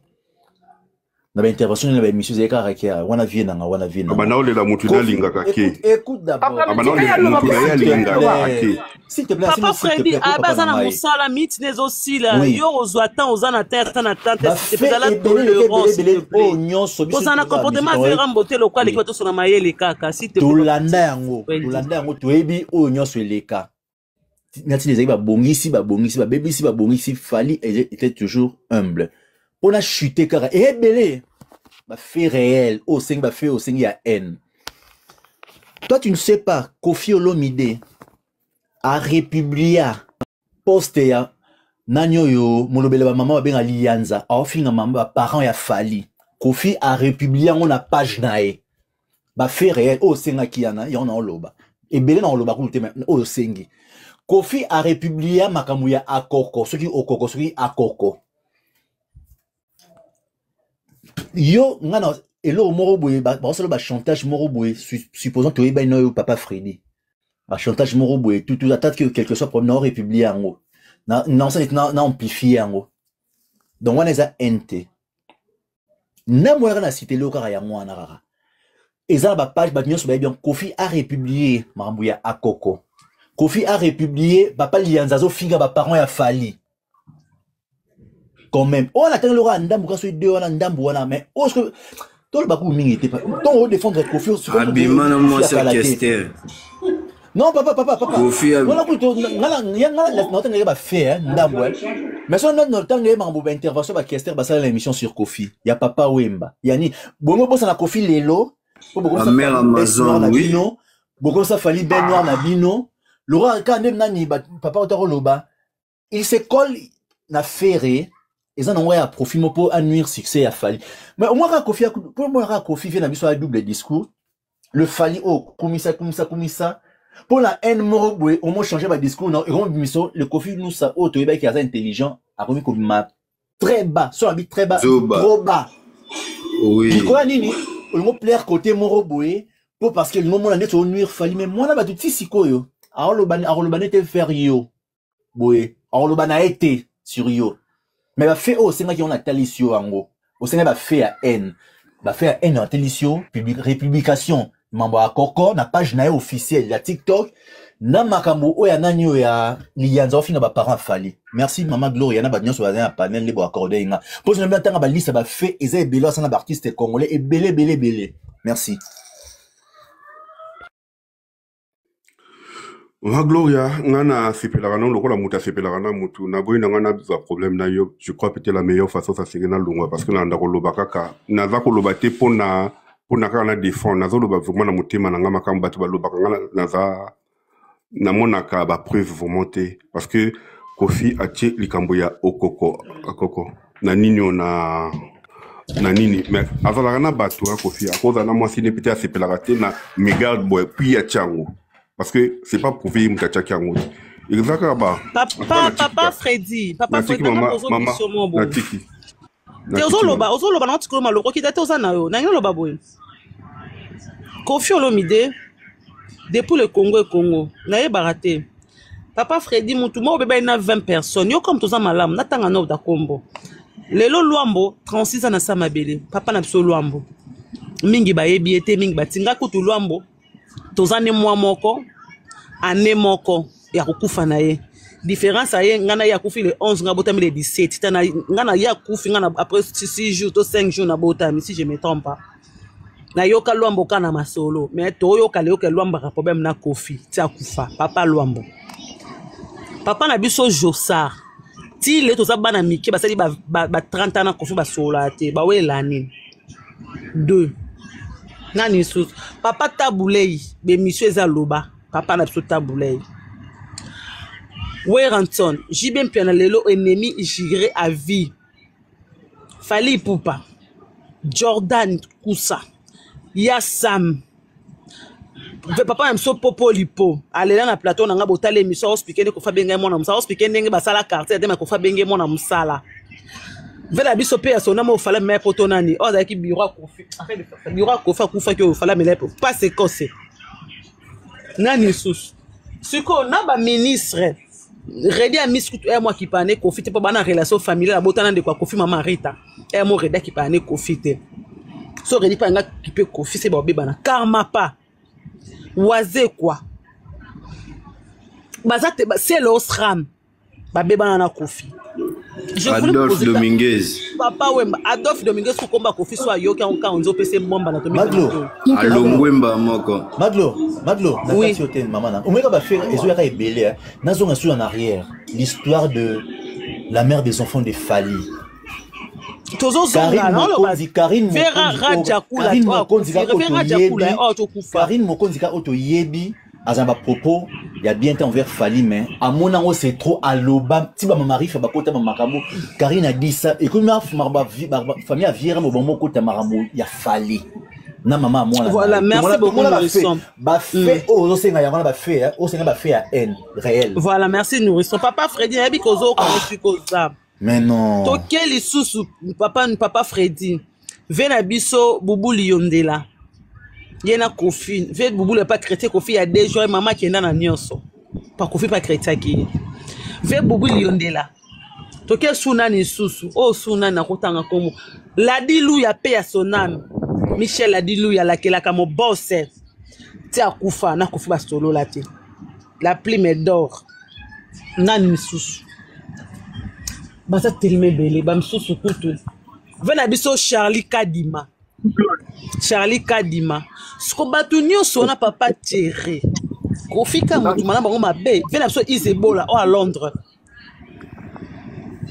ye batu nyonso wana papa Thierry zala vraiment mutu normal Chora mbemba papa je m'expliquer un peu Baza teleme bele oh fala même poto na adresha tipo baza ebele papa Freddy ayebi na ye mazolinga sale fort siko batu nyonso wana papa tonton de tonton na kutana na maramba loba tonton de tonton aloba na nga muta comme ça Kofi Francis ta mère alia tonton de tonton binanga aoya na ba bombe tozana ye tonton de tonton bi Gloria muta comme abinga na tsa mukanda na nga Verambo ayebi na tsa mukanda na ngai na makambu na ye tozala tonton de tonton na restaurant na Porte de Paris tonton de tonton t'a invité à un restaurant grand frère na ngai et nani ya Jean-Luc Lukulas o ya Jamara landa to lire tonton aye aloba makambo na bimta comme ça Verambo français c'est mère alia siko makamu nyonso wana to loba batu vraiment papa Freddy to te ba journaliste baza ebele ba misusu ba kufa e ve bolobonza kwa kufa e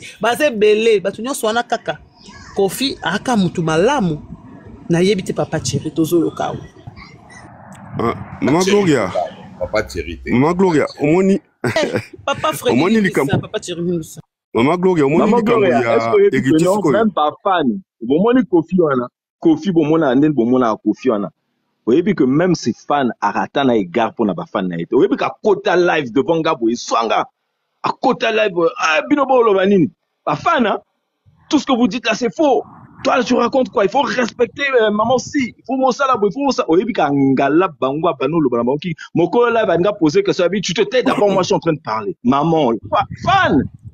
Je participe à ces lives. Kofi Phil et Kofi Yet discutent dans la canal live. Botika papa Tcheras aloba papa Tcheras botika papa Freddy loba non. Ndeko na la live wana. Ça te compter ba danser à Kofi, ça te compter je te dis yo mi loba non maman. Naza kana live wana ngana za mutu yakuna normalement. Mama Gloria na loba kite Kofi aza fin. Azana ba qualité, azana ba défaut. Comme la zone le tout le temps qui a ba qualité, azana ba défaut. Bon, si on va se baser par rapport à la qualité na ya mabe, au moins ici quoi bobi azana problème na héritier, alina za problème na héritier pour aller parce que 90% de défaut et 10% de qualité. 90% ba défaut. Papa botika loba ko botika ya. Papa botika ma loba pardon. Papa n'a posé la question, on a fait réel. Papa nous ressenti quand il pense que le monde va école na katarabino botika si ça va makamuna merci. S'il vous plaît, s'il vous plaît. Au gros le bande va faire réel, vas-y. Papa Freddy, vas-y, loba tozoka. Au moni tozomona ka likambo ya héritier siko awa. Il y a une façon de parler oh et c'est petit batouté n'est-ce pas ninga lobi mwana oh ya kokonda wana aza pete na façon moka koloba ya mabe aza le loko moko yinisaka epa ya bato bazali oh esekeline ka ya papa sepelisa ka batouté tu vois bato baza ya bongo mais siko nga namonaka na lukaka papa maman Gloria je te dis que moi je suis très sincère hein? Na bomoto nanga na luka ba fait réel so likambo yi eza na réalité eza ya solo na koboya ngote eza ya solo sikoba makambo oye lukaka neti ya nyoka longo nga na ebike Kofi azaki na tort mais bango mbale basolola ki soute parce que mutu alobaki iye abana kotonga ina tawana alobaki mabe nyoka longo azonga ta kaka motema tilelo n'est-ce pas likambo ya papa wemba c'était un problème ya ba disque balobana ki boyemati amemiango na justice et bibisa bango na likambo wana sikoba makambo wana pona nga eza makambo ezalaka na mokili siko mutu balobaka mabe ndenge bazoloba mabe na ye vraiment ya makasi ndenge wana eza mutu akolia mutu akobuma mutu akundiye omoni siko ndenga na kanisaka ndenge wana mais que namona teke aza koluka boma mutu basa likambo mais mabe siko nde balobela yango eza compliqué tipo ozoloba so tipo nani wana il n'a pas problème na Kofi ba yebani atako tout. Bon, on m'aurait dit que bah yebani mais je ne pense pas. Exact simplement à travers quelqu'un bah ça lié bien yango bibi yo kotanga su komba wazi kwate. Et ça problème direct était bah te bilé pe bazala ba problème pas direct na yi. Bah tout baza biso na bo moto. Mamaglo mention, Papa Freddy. Pour répondre à la fait réelle Tozulu Kawana. Moi je t'ai cité deux faits réels, na bo tene belé. Républication ya Koko, na ba fin ba parents a fallu. Soki davaki déjà na musala na auto musala sikoyo. Yango na ndako tatone mamuke. Tango bazo finga bon na kati ya milieu ya Kofi moni ne makambo lekaka dikambo ko za la boye mutu pe ko za la wana avia tena ibte soki mu mutacha ngo parce que na pe na tuna question wana na bazo sa réponse. Ce que c'est quand même la méchanceté. Voilà, ça, je reconnais. Tu vois. Mais c'est bien après qu'il y ait monté que couille au coco, c'est pas vrai, parce que Tolani l'a tout dit A à Z. Parce qu'il y a un certain Damien à nous virer. A monté, écoutez, il a republié la page officielle. Ça, je reconnais que ce qui y est Moutacha Kiango, parce que je suis pas trop sûr, il y a Moutacha Ango. Nakata Milia Kofi, Koza, moi, c'est la excusez-moi la terme, mais il y a des hypocrisies au sala. Page officielle, même ceux qui sont gérants en côté, même à tailler, mais ils ont le mot sur de l'entourage. Si, on s'en a je reconnais que on est dans le bloc à Malamuté. Ça, je sais que les blocs à Malamuté, parce que Bissot tout ça là, les tout n'a pas pu habiter aux avocats du diable. On reconnaître ma bé à Kofi, on accepte, ma bé à Kofi. Avant la mabé, les avocats du diable. Ça là, comme il y a héritier, bon, le bien qu'on bien héritier, qu'on finga mais ça là, comme on est parce que ma bé a fallu. Négoza tellement honnête, c'est quoi ma bé ou yo fallu à Sala Kofi, ça oua. À Sala Kofi, eza nini. Eza oua. Fallu directement boyer. Fallait directement boire ça la mabé pas profiter. Directement boire. Directement, il fallait jamais qu'on fasse la mabé à Kofi. Vous savez que de l'amour vient la haine. Indirectement, voilà. Indirectement. omoni ba situation tango Papa ezoleka Freddy aza na leloko aloba te aza avocat du diable aza avocat du diable. Mais bon, na kati ya droit balobaka mututu aza défendable mututu même ata bomaki mettre clair so banga ba sansa banga ba défendre indirectement indirectement et fallait à ça na Kofi fallait à ça n'est pas Kofi indirectement moni ba situation na pes exemple que Kofi a fait sa interview na yena Arthur du Net n'est-ce pas il y a longtemps si on a Arthur du Net ba tuni yozo mona nana zo mema musique ya mikolo Kofi abingam na zo mema musique moni par rapport ya boui ngam na zo mema musique ya mikolo afinga ki falite aloba il kama mabete ya kanisi na mutu na ndingo wana soki bato bako ya lobi bako loba te eza yote par rapport ya mutu azo sala ba fait boye na ngana comprendre mais lobi ba bimi mokili mobimba ye fingi minimiser tout et tout et après bolingi fiko nini kaka ya ndimaka ya fika ki mutu te mutu pe ko finga te jusqu'à là on répond ma glotte. En fait, voilà, indirectement du mal na Kofi Nini. Mais avant la zone bateta la Kofi Aleki a fait l'émission. L'émission a fait la qui à lobby, bah toutes les questions, ndenge zomona na ba en seconde to zabona azo me musique, banano aza o azo me musique ya Congo. Ya lobby yé. Après si ba fête na yé, après si pour na nini ya loba ki yé. Siko lobby na tongo nango, ba tu ya fali. Il a fallu mon côté. Baye, ba fingi, afinga kité, alors il comme père ma bé pas moutouté. Non, entourage a fallu, nani mota, ya kofinga, Kofi. L'entourage a fallu, ils vont pas le faire parce que baye bi ko ça la hypocrisie. Non. A bon manaka, ba tiki ba comme question est simple, ça qui fallu à sala. Question simple, c'est qu'il fallait à ça indirectement Kofi fallait c'est quoi yo avant à moi. Freddy, pardon Freddy. De toi à moi. Quand on dit fallait indirectement à ça la Kofi Nini, indirectement. Quand c'est indirectement, ça veut dire que c'est pas moi qui parle. Ça peut être pas de la personne Fali. Ça peut être mon entourage. Oui. Mettons donc chez Fali, qui avait fait ça pour que toi tu dis indirectement c'est Fali qui l'a fait. Bato ba kofinga pour la famille. Sauf fallait l'obligation te bo sala moté. Azongi na ema moko likambesi lango. J'ai pas compris. O meka sauf fallait l'obligation lexika ata minute kamo te bo sala boyete. Azongi na yabimine. Mon frère Boakaka est su à Pembe, Boakaka est su à Pembe au voilà, il faut calmer. Regarde, qui ne dit mot consent. C'est français ça. Je sais que tu maîtrises le français. Qui ne dit mot consent. Kalamingité, il y a eu beaucoup de problèmes. Oyo, Batubazo, Zabazako, Finga, tout et tout. Ils ne peuvent pas les connaître. Mais au fur et à mesure que Bazo Zala, Bazako, Yeba, Tina, Biro, Bayebi, Bango. Il suffit un mot seulement de Fali. Un mot, tout est fini. Tu penses que Fali a le contrôle sur moi? Papa Freddy. Fali ne le contrôle pas. Fali ne le contrôle pas. Mais par contre, Fali avant la pouvoir et en contrôlant. Non, Papa Freddy, s'il te plaît. Même le président de la République ne peut pas contrôler les femmes. Toi, t'as pas vu, hein? Un mot, Fali a fallu qu'il est puissant maintenant. Non, mais le français, c'est pas ça. Excusez-moi. Bonjour. Excusez-moi de te tutoyer, hein? De vous tutoyer, vous. Non, bien, Papa Freddy, vous n'avez pas vu la publication, il y a bureau à Fali. La publication à bureau à Fali sur Banti Valeur. Vous n'avez pas vu ça? Tu sais, Marambo et Bandi, Bandi qui ont attaqué Fali, tu vas monnaie que Makamou, famille à Kofi. Bandero Kofi, Sandra Kazadi ba continue na ma vie privée à Fali na maman mwana na etant comme il y a la claire boyende ba attaque wana bandaki yem sanga avant ba biloni les cas que Kofi na Kofi de mwana msu ba banti valeur msu bandor finga Kofi boye na ma bloto ba kema mla ba zua bolingo ba kala ba fio to temps ba kombote a 10 mois avant wana malgré ton doy ba pique alors ça ba pique envers Fali il était toujours la maîtrise andor lingate preuve en est. Même bateau ka bazal zana Fali ba ken piana lo bazala moi ba bien tena ba Fali ba lo barango Fali na pembe na ofinga vierambo akoloba na obo to ka ba témoignage na te maglo na te sona mamna lo ba na okosa to ka ba témoignage ba to même ba koma ba frona ba Fali ba lo bango ba ken piana ba mo ke na ba Fali sona ba vent sur ken piana a bibana vraiment na entourage fait ton ba bibana sœur ne alors le bango na mnone mais Fali atinda ezai surtout marambo ya vierambo Fali a rôle alinga ku du bleu rolanté.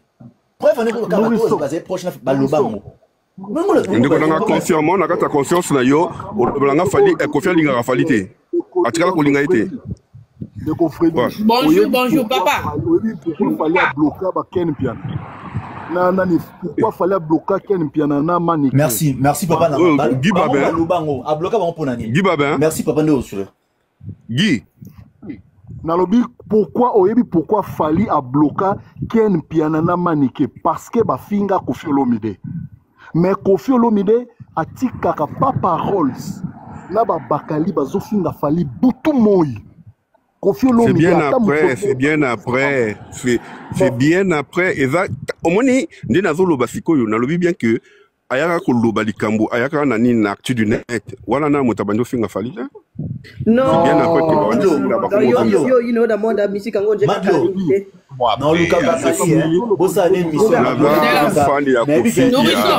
30 à 40 ans passé. Bakali a petit nanga ya Barumbu même venir soit à la live a commenter na sera intervenir. Bakali a benga a regretter nga nga la mona mission a sanga viens avec ça bablo msu tellement bablo msu na sala pour na vie Bakali na vie ba sur le rabo na WhatsApp abi vie na mona a sacrifier na s'exploser nga italinga te. So Bakali na émission oyo a Hollanda aibi nga vie na otanga kombote avenir moko même avenir na Barumbu et tout na pesa pas conseil na le bablo bien avant abenga le pas raison biso bana Barumbu pe mona Barumbu abi vie o nga na loba e ya nango e ya problème ate azala ba mission ndo sala pona vie wana ba njum so ndo sala ba dénigrer on so ndo sala pona fali bo so na ba mission vie wana ozolo ba asali nini yo moko na conscience na asali nini amemaki na poto n'est-ce pas apeki na mbongo atikala na poto n'est-ce pas kazadi okande glo ya lobi ba fuka misi vie bo sacrifier mutu bonne routine donc batinda qui était dans des magla lobby ba ridiculiser vie non on a sepé nango d'accord mais na ko ba dinga ndenge wana te na ndeko ko ba dinga bobo maye to ko ko bonga bobo mana ko fi ngo total ko bonga fois mais na c'est qui n'est-ce qu'au fort ko abimi ridicule bon moi bon na bien oh exact ça na loba moi muke pardon s'il te plaît la famille. Nabi, bonjour tout le monde. Maman kenda na bilo nyos tout. Kenda non ça ma belle. Papa na moment oyo pozo côté la kaka donc kupana yo as Kofi aza Yesu asala li sumute yeka mo soit disant basala ke mabe. Papa pardon zelana silisa papa zana silisa papa zelana silisa bongo loba. Papa, omoni muto yozo kote la wana. Yo mona mutema. Omoni mutema onza masala biswe. Aibi pourquoi sala. Poto ami tema mabe biso batamukiri. Na mitenga mona kati. Poso baba fongola to oyeba ke ki. Oyeba vie onja mutema neza rande boy mongo kote lete. Na moma o soi disant vie na wana. Bazala bien na fali. O lo banate ke yo yebi ote po bak nyosu ba yebi yango. Azwa ba voice mutazo finga fali ya mabe azolo ba naba buzo ba bêtise à partager long mombaya notanga ba kombo à partager long bev à partager long demer à partager ba Mike Lokamba bango tout wana na moma na basano bien na fali na moma wana soki to zomi suba landry soit disant que fakota fali hypocrisie ba tunyo ba question koki ko zongi sangote ba landry adimisa ala musa ma monika tie wana pina na kiti pan la muka nano afingi apa zongi se na tombo azwi pa foste avandi se na kiti afingi azongi se na tombo nana kutu bo commissaire papier nana bo commissaire papier soki ba kufa na mafinga mais nana akufa. Mais biso, sindi to finga kete, sindi to kritika kaka biloko auto salisa bibe masoko mibali loka basuka de matuka to suka ka wana.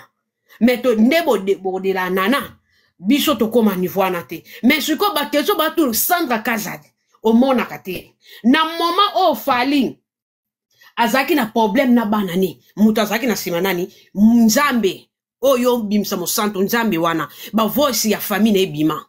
ba voice ya famille na ebima siko na moment oya ye ba makambu ya famille na o ebimi po ba voice ya mama Rifa eza na YouTube eza kuto eloko kuto wanga na te po ba voice ne za bon mais ma fali boye bo kene boye moi sana zana zema aloba ba biloko moya ba buzoba ye na moment wa makambo koko na makambo bana na ye o baza nazoya makambo bana na ye est-ce que bon mon photo tiet faut ngana kotanga kombo est-ce que to yoki voice ya tatati na po ye ou bien voice ya Niclette leki ya fali Niclette leki ya fali to yoki voice na makambo ya ba Didiston na mama na ye muto akoloba toyoka ki même voix ni to zui leki po mama Rifa pas leki ni po tata Tina azaya ya fali na zui leki ni Niclette toyoka voix Niclette ke azoloba ke Didiston ke ne ka bongo Didiston sakane ka papa no toyoka voix ya Niclette toyoka ki angote mais ya mama Rifa na makambo fali eza to mona même ba photo ba kangisa ba sandra kaza ba kena ba fete wana ku to robo yonte c'est normal pour sandra kaza aza batanga classe mona Nikita c'est normal to boya ngote ya fali photo apamba ba to ba ke kutana na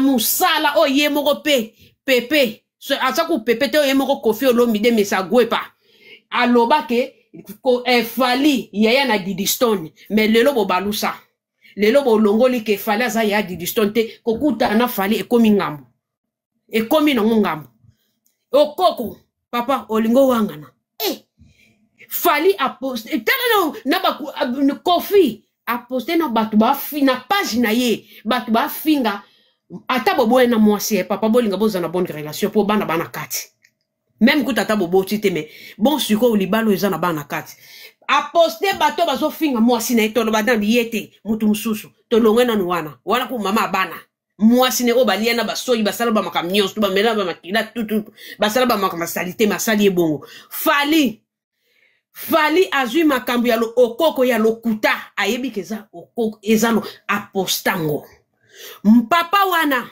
akenda ko apiye na bazobo ya batiti net bakenda ko lukila fali ba maka mama ya fali respect bakenda lukila soit disa fali papa na nini na songi na mboko na braza donc nipo swana kaka Kofi Olomide mais c'est Kofi Olomide azanzambe papa azanzambe na binwa ndeti ngapa na ngako Kofi nyoso na lobe zanzambe te nyoso lobby so na bandi ko expliquer ngo tu peut-être que tu l'as pas compris makambo yo lobby fali azalaki na groupe wana batona to bayebani fali ayebani na mama Rifa fali ayebani na nani kazadi bango bazo pesa ba point de vue na bango na ba sujet oyo etali bango te non papa non papa voice wana ezali papa bandela koyoka aloba na mutu akosala live ke loba boye non papa ça rien à voir papa Freddy papa Freddy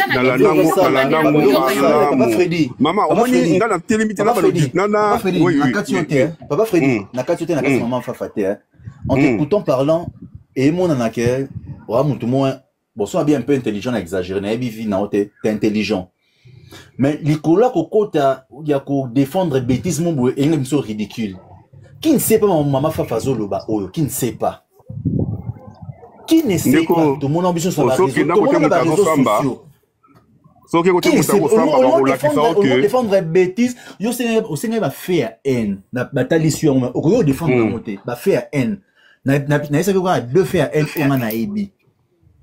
Il y a républication, maman Fafa à répondre. Il y a Bafina, parents Fali. Et pas Lianza. Il y a république, la page officielle nae. Et faire haine aux autres. Mais au mot défendre bêtise, et non, et me ridicule. Excusez-moi la terme. Et me ridicule, pamba. Babylon, maman Fafa, il y a famille et tout. Mambozo, il y a audio. Oh, maman Fafa, complété maman Fafa. Karine, mon con, ça va audio, wana. Maman Rifa, moi, Zoloba. Karine, Salaboye. En tout cas, maman, que Kotikate et tout.